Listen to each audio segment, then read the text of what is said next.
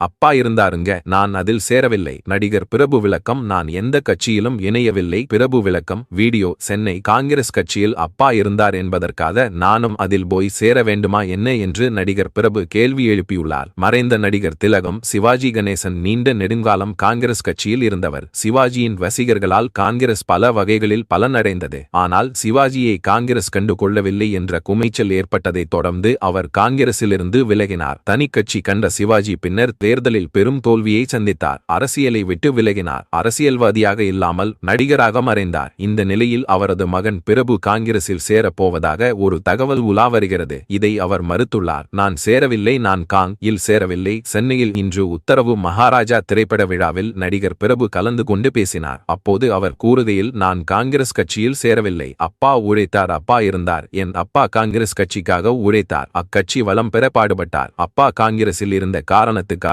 நானும் காங்கிரஸில் சேருவேன் என்பது தவறான செய்தி. இது தவறான செய்தி. நான் காங்கிரஸ் கட்சியில் சேருவதாக செய்திகளை வெளியிடுவதற்கு முன் என்னிடம் கேட்டிருந்தால் நான் சொல்லியிருப்பேன். அதற்குள் தவறான செய்திகள் பரப்பப்பட்டன. ராகுலை வரவேற்போம், அன்னை இல்லத்துக்கு வரவேற்போம். எங்களது அன்னை இல்லத்துக்கு சோனியா காந்தி வந்துள்ளார். அதுபோல் ராகுல் காந்தி வந்தாலும் வரவேற்போம். அதற்காக கட்சியில் சேர்ந்து விட்டேன் என வதந்தி பரப்புவது தவறு. காங்கிரஸ் கட்சி என்றில்லை. எந்த கட்சியில் சேருவதாக இருந்தாலும் எல்லாருக்கும் சொல்லிவிட்டுதான் சேருவேன் என்றார் பிரபு.